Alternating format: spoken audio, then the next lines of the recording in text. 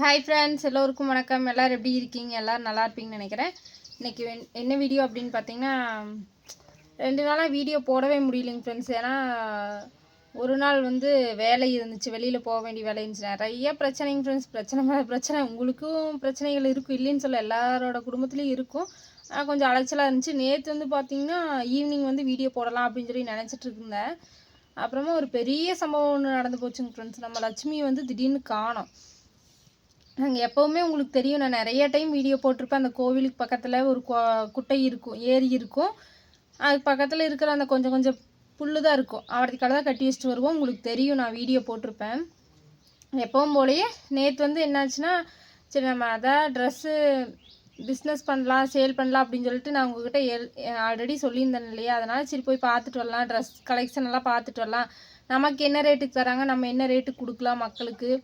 நான் வந்து மற்றவங்க கொடுக்குறத விட கொஞ்சம் குறைச்சே கொடுக்கலாம் அப்படிங்கிற மாதிரி யோசிச்சு, எனக்கு அதிக லாபம் வரலைன்னா பரவாயில்ல, ஒரு பிஸ்னஸ் பண்ணுறேன், எனக்கு நட்டம் இல்லாமல் இருந்தால் போதும் அப்படிங்கிற மாதிரி நினச்சிட்டு, சரி நேற்று போய் ட்ரெஸ் கலெக்ஷன்லாம் பார்க்குறக்கு அங்கே இங்கேயும் அலைஞ்சிட்டு எனக்கு வரதுக்கே லேட் ஆகிடுச்சு. வீட்டுக்கு வரும்போதே முந்தா நேற்று பார்த்திங்கன்னா வீட்டுக்கு வரும்போது 9:30 ஆகிடுச்சு. நேற்று பார்த்திங்கன்னா ஒரு 6:30க்கு மேலே ஆகிடுச்சு. குழந்தைங்களாம் வீட்டில் இருந்தாங்க. அம்மா வந்து ஆடு மேய்ச்சிட்டு இருந்தாங்க. நம்ம வீட்டுக்கு பக்கத்துலேயே அங்கே உங்களுக்கு தெரியும், நான் காட்டியிருப்பேன்.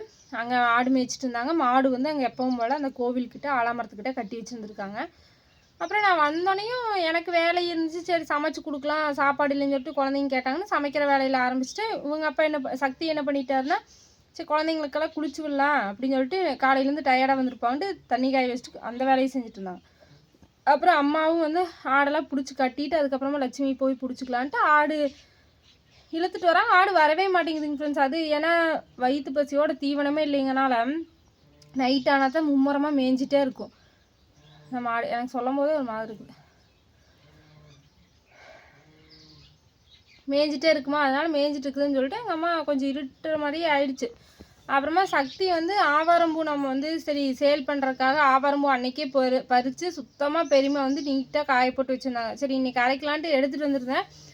சரி இன்னொரு டைம் காய போட்டு அரைங்க அப்படின்னு சொல்லி பெரியம்மா சொல்லியிருந்தாங்க. காய போட்டிருந்தேன். சரி சக்தி போய் அரைச்சிட்டு வரேன்னு சொல்லிட்டு கிளம்புனாங்க. அம்மா இருந்துட்டு இல்லைங்க இருட்டாயிடுச்சு, ஆடு வேறு வரமாட்டேங்குது, மாட்டை போய் பிடிச்சிட்டு வந்து கட்டிட்டு அப்புறமா போய் அரைச்சிட்டு வாங்கன்னு சொல்லியிருக்காங்க. சரின்ட்டு எங்கள் அப்பா வண்டி நிறுத்திட்டு போனவரை ஆளையே காணும். எங்கள் அம்மா என்னவாப்பா இன்னும் காணா தம்பி அப்படின்னா, நான் ஏதாவது ஃபோன் கீது பேசிட்டு நின்றுருப்பா அப்படிமா அப்படின்னு சொல்லி நான் சொல்லிகிட்டு இருக்கிறேன். அப்புறம் கொஞ்ச நேரத்தில் ஃபோன் வருது, மாட்டை காணோம் அப்படின்னு சொல்லிட்டு ஃபோன் வருது. அப்புறம் எங்கள் அம்மா அலறி அடிச்சுட்டு ஆட்டெல்லாம் விட்டுட்டு ஓடுறாங்க. போனால் 2 பேர்த்தையுமே காணோம். நானும் பார்க்குறேன், ஒரு 1/2 மணி நேரமாக ஆளை காணோம். அப்புறம் சுகாஸ் குட்டியும் பின்னாடியே ஓடிடுச்சு லைட் எடுத்துகிட்டு. ரொம்ப இருட்டாக வேறு இருக்குதுங்க ஃப்ரெண்ட்ஸ். ரொம்ப கருகும்னு இருக்குது. ஏன்னா அது ஊருக்குள்ளேயே இருந்தால் கூட வெளிச்சமாக இருக்காங்க, லைட்டும் இல்லை எதுவுமே இல்லையா, சும்மாவே கருகந்தான் இருக்குது. உங்களுக்கே தெரியும்ல, நீங்களே சொல்லுவீங்க பார்த்து ஆடு மாடு மேய்க்கா, ஏன்னா ஆள் நடமாட்டமே இல்லை இப்படி இருக்குது அப்படின்னு சொல்லுவீங்களா. அந்த டைமில் இருட்டுக்குள்ளே எப்படி இருந்துருக்குன்னு பார்த்துக்குங்க. அப்பா சாமி, அவங்க 2 பேரும் தேடின்னு தேடிக்கிறாங்க ஏரி ஃபுல்லாக அந்த புதருக்குள்ளேயே. எங்கள் அம்மாவும் சரி சக்தியும் சரி, சுகாஸ் குட்டி வேறு சொன்னால் கேட்காம அடங்காமல் அவங்க பின்னாடி போயிட்டு எங்கள் அம்மா ரொம்ப பயந்துட்டாங்க. நம்ம புதர் வேறு இப்படி இருக்குதுன்னு எல்லாம் லைட் அடிச்சு பார்த்து லட்சுமி லட்சுமின்னு கத்திக்கிறாங்க. துளி சவுண்டு இல்லை. எங்களுக்குன்னா என்ன பயம்னா, தண்ணி வேறு நிற்குதா, ரொம்ப தண்ணி குடிக்கிறதுக்கு இது போய் வலிக்கு விழுந்துச்சுன்னா அது ஒரு பயம். இல்லை தோட்டத்துக்குள்ளேக்கு இது போய் அவங்க யாராவது பிடிச்சி கட்டி வச்சிட்டாங்களான்னு அவங்களையும் கேட்டால் யாருமே இல்லைன்னு சொல்கிறாங்க அக்கம் பக்கத்தில். எங்களுக்கு என்ன பண்ணுறதே தெரியலைங்க ஃப்ரெண்ட்ஸ். அப்புறமா எனக்கு ஒரு நம்பிக்கை, ஆனால் எங்கேயாவது இங்கே தான் இருக்கும், யாராவது பிடிச்சிருப்பாங்க அப்படிங்கிறது எனக்கு ஒரு நம்பிக்கை. நான் என்ன சொல்ல வரேன்னா, இப்போ தோட்டங்காட்டுக்குள்ளே போகுது அப்படின்னாலுமே தோட்டத்துக்காரங்க என்ன பண்ணணுன்னா, உங்களுக்கு ஏதாவது வெள்ளாமை அழிச்சிருச்சுன்னா அதுக்கு உண்டான அமௌண்ட் வாங்கிக்கலாம். அப்படி இல்லைன்னா இந்த மாதிரி வான் பண்ணலாம், இப்படி கூப்பிட்டு இந்த மாதிரி வந்துருச்சு பார்த்துக்குங்க இனிமேல் அப்படின்னு சொல்லலாம். இல்லை ஏதாவது ஒரு குச்சியில் பிடிச்சி அப்படியே கட்டி கூட வைக்கலாம்.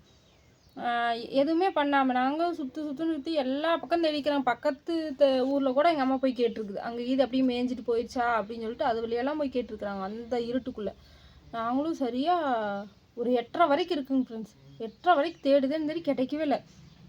அப்புறமா எங்கள் அம்மா காணமேன்னு சொல்லிட்டு இது வழியாக நடந்து ரோட்டு வழியாக வந்திருக்குது. அங்கே ஒரு ஸ்கூலு, பழைய பேபி ஸ்கூலு, இப்போ வந்து இங்கே பேபி ஸ்கூல் மாற்றிட்டாங்க. அந்த பேபி ஸ்கூலுக்கு பின்னாடி இடிஞ்ச பேபி ஸ்கூலு, அதுக்கு பின்னாடி ஒரு தென்னந்தோப்பு இருக்குது. அது புறம்போக்கில் தான் இருக்குது. அந்த தென்னந்தோப்பில் லாஸ்ட்டு மரத்தில் பிடிச்சி, அது மாடு துளியோடு அசைய முடியாத மாதிரி இந்த கொஞ்சமாக இவ்வளோதான் கயிறு அவ்வளோதான் விட்டு வளர்த்தி விட்டு அப்படியே பிடிச்சி இறுக்கி கட்டி வச்சுருந்துருக்குறாங்க மரத்தில். அது இருட்டாமல் இருந்ததுக்கு கருகன்னு இருந்தது. அது மானு கூட கத்துனீங்களாமா, கத்துனா கூட நம்ம கண்டுபிடிச்சிருக்கலாம். லட்சுமிங்கும் போது அம்மா அப்படின்னு இருந்துச்சுன்னா கூட கண்டுபிடிச்சிருக்கலாம். அந்த வழியாகவே 100 டைம் போயிட்டு வந்துக்கிறாங்க. ஆனால் பார்க்கவே இல்லை. எதாச்சியாக ஏதோ கடவுள் கருப்பராயன் எதிரிலேயே கருப்பராயன் கோவில் இருக்குது, அவரே காட்டி கொடுத்துட்டாராட்டுக்குது. அட திரும்பி பாரு, இங்கே தான் நிற்கிது அப்படின்னு. திரும்பி பார்க்கும்போது அங்கே நின்றுருந்துச்சு. அவன் பிடிச்சிட்டு வரும்போது மணி 9 ஆயிடுச்சுன்னு நினைக்கிறேன். 9 8:45 என்னமோ ஆயிடுச்சு. அந்த டைமில் தான் மாட்டவே பிடிச்சிட்டு வந்தாங்க. டைம் இப்போ பார்த்தீங்கன்னா 9 மணி ஆயிடுச்சு. இப்போ தான் வந்து மாடு கிடச்சிருக்குதுங்க ஃப்ரெண்ட்ஸ்.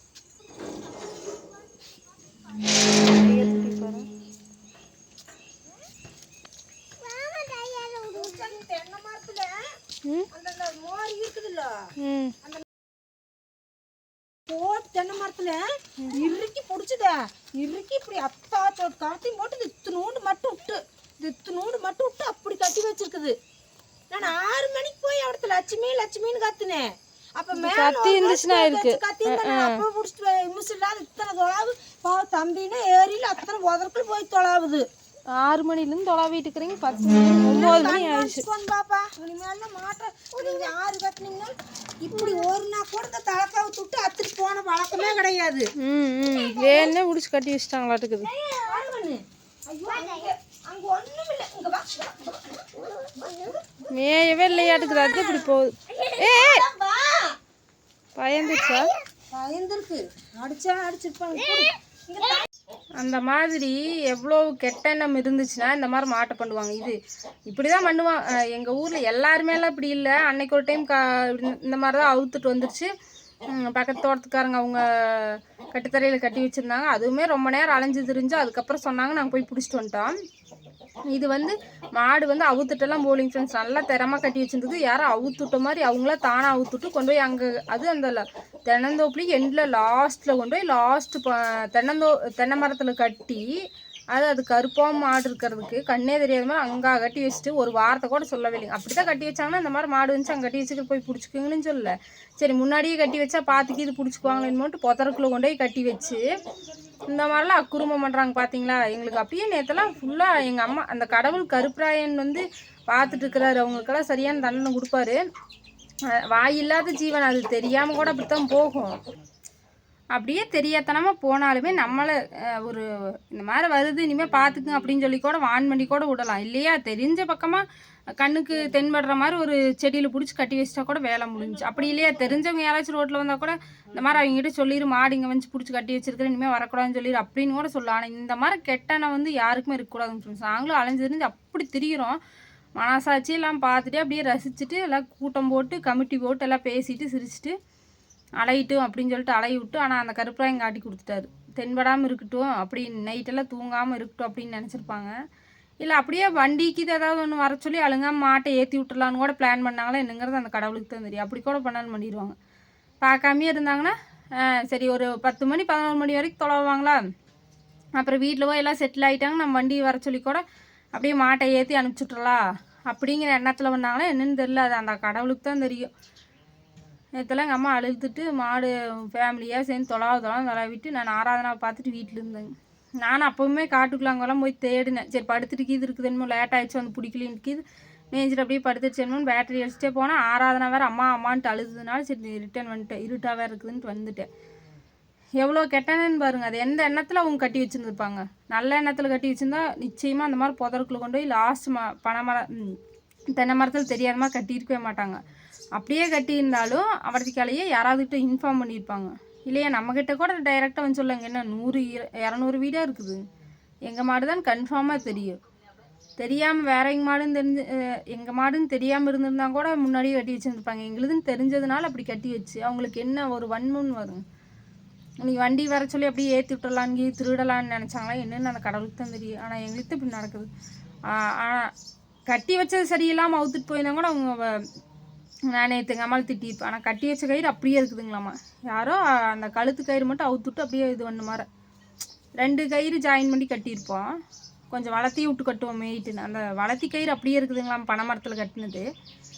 அப்புறம் இன்னொரு கயிறு மட்டும் கழுத்து கயிறோடு ஒன்று குட்டியாக இருக்கும், அதை மட்டும் கொண்டு போய் அங்கே கட்டியிருக்கிறாங்க. நேற்று இப்படி நடந்துச்சுங்க ஃப்ரெண்ட்ஸ். என்ன பண்ணுறதுனே தெரியல. இதுக்கு தான் இங்கே இந்த ஊரில் ஆடு மாடு மேய்க்கிறதுக்கு எனக்கு பிடிக்கிறதில்ல. ஒன்றா ஏதாவது ஒரு குறை சொல்லிட்டு சண்டைக்கு வருவாங்க. எங்களுது உள்ள வந்துடுச்சு, இவங்களா அவுத்துட்டு இவங்களா முடிக்கிவிட்டு எங்களுதுக்குள்ளே வந்துடுச்சும்பாங்க. அப்படி இல்லைன்னா நம்மளுது அதை விட அவுத்துட்டு ஓடிடுவோம். வாயிலா ஜீவனுக்கு என்னங்க ஃப்ரெண்ட்ஸ் சரி. ஆனால் அதை புரிஞ்சுக்காம மற்றவங்க ஆடு மாடெல்லாம் போய் மேய்ஞ்சிட்டு மணிக்கணக்காக இருந்தால் கூட எதுவும் சொல்கிறதில்ல. எங்களுது போயிட்டால் மட்டும் எங்களுதுன்னு தெரிஞ்சால் வரிஞ்சு கட்டிட்டு சண்டைக்கு வருவாங்க. இல்லைன்னு இந்த மாதிரி பண்ணுறாங்க. கடவுளான கருப்பைன்னு அந்த பச்சை நாய்க்காமல் நல்லா நேற்று எல்லா சாமியும் துணை இருந்தனால எல்லாம் காட்டி கொடுத்துருச்சு. நேற்று இந்த மாதிரி நினச்சி இந்த மாதிரிலாம் யாருமே இருக்கக்கூடாது. ஒரு அடுத்தவங்களுக்கு கெடுதல் நினைச்சாங்கன்னா அவங்களுக்கு தான் கெடுதல் வரும். கண்டிப்பாக அவங்களுக்கெல்லாம் தக்க தானேன்னு கடவுள் கொடுக்கும் பாருங்க. புறம்போக்கில் கொண்டே காடை ஓட்டி தோட்டம் பண்ணி வச்சுருக்குறாங்க. அதெல்லாம் கேட்குறக்கு ஒருத்தரும் இல்லை. நேற்று இந்த மாதிரி ஒரு விஷயம் நடந்துச்சுங்க ஃப்ரெண்ட்ஸ். அதனால் வீடியோவை நேற்று மறுபடியும் நைட்டும் போடவே முடியலைங்க. எப்படியெல்லாம் நடக்குது பாருங்க. ஓகே, இன்றைக்கி ஒரு வீடியோ சூப்பரான வீடியோ வரும் பாருங்கள். Okay, bye friends.